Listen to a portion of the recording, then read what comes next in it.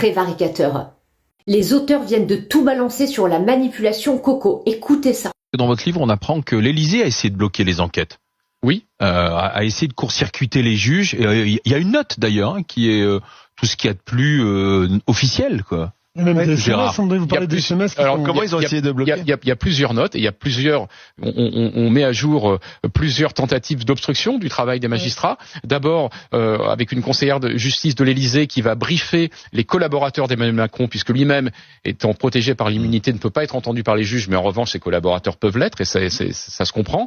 Eh bien, on va leur faire réciter un texte. En fait, on va leur faire apprendre quasiment par cœur un texte. D'ailleurs, on publie des extraits des différentes auditions. C'est les mêmes, c'est des copier-coller. On récite un texte plutôt que de dire éventuellement la vérité, ce qui aurait pu être intéressant. Mais il y a encore plus choquant, c'est qu'on révèle comment le président de l'Assemblée nationale, qui est normalement quand même totalement indépendant en vertu de la séparation des pouvoirs de l'exécutif, a vu son texte modifié par l'Élysée, le texte qu'il devait remettre au juge, c'est-à-dire sa réponse au juge, sa réponse officielle au juge d'instruction. Eh bien, c'était qui, Richard Ferrand ? Oui, Richard Ferrand. Sa copie a été réécrite par l'Élysée pour être dans les clous et donner une version qui corresponde au vœu d'Emmanuel Macron. Et c'est vrai que sur le principe, juste sur le principe, c'est extrêmement choquant parce que c'est une violation pure et simple de ce qu'on appelle la séparation des pouvoirs. Vous avez compris, Emmanuel Macron a fait bloquer les enquêtes de la crise Coco en modifiant les textes. Emmanuel Macron n'avait pas le droit d'intervenir sur ces textes. Il s'agit clairement d'enquêtes judiciaires qu'Emmanuel Macron a voulu éviter pour cacher la vérité. C'est une violation de la séparation des pouvoirs. Comment peut-il être encore président après avoir manipulé, dupé, roulé toute une population ? Comment peut-il encore être au pouvoir actuellement ?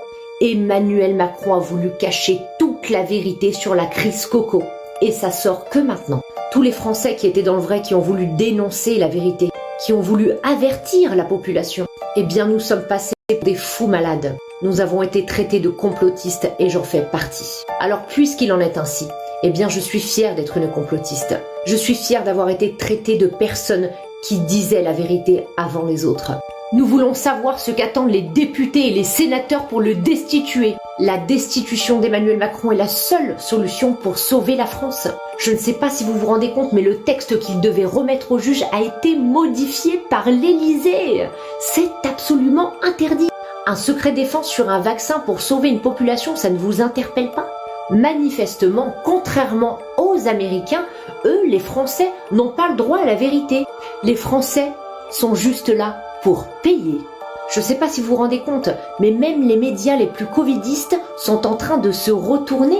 Nous avons été manipulés, nous avons été trahis, nous avons été dupés, nous avons été roulés. Et donc nous allons rester là sans rien dire, sans rien faire. État de droit, démocratie, liberté d'expression, séparation des pouvoirs, constitution, tous ces fondamentaux de notre République ont été bafoués, ont été enterrés, détournés par Emmanuel Macron. Les Français sont officiellement en danger, c'est officiel. Alors je vais vous demander d'identifier Emmanuel Macron dans les commentaires, @Emmanuel Macron, et dites-lui ce que vous avez à lui dire. Avec un petit peu de chance, il nous répondra avec un petit peu de courage. Et Emmanuel Macron, ne nous demandez pas de rester calme face à ça. Ne nous demandez pas de rester calme. Si nous avions mis la vie de vos enfants, si nous avions mis la vie de votre famille et vous-même en danger, seriez-vous resté calme ? Maintenant ça suffit, il n'y a plus à hésiter à déclencher l'article 68. Et arrêtez avec les motions de censure, ça donne juste l'illusion d'une opposition. Je suis désolée de vous le dire, vous brassez de l'air. C'est une perte de temps. Réagissez. Le peuple français demande le déclenchement de l'article 68. Et quand va-t-on à présent nous faire des excuses ? Rembourser les soignants comme aux États-Unis peut-être ? Les pompiers, tous les gens suspendus ? Des excuses auprès des artistes, des influenceurs qui ont dénoncé, qui ont hurlé la vérité. Oui, ce sont eux qui avaient raison. Mais c'est également eux qui ont été traités de fous malades. Emmanuel Macron est un prévaricateur. #Emmanuel Macron, prévaricateur.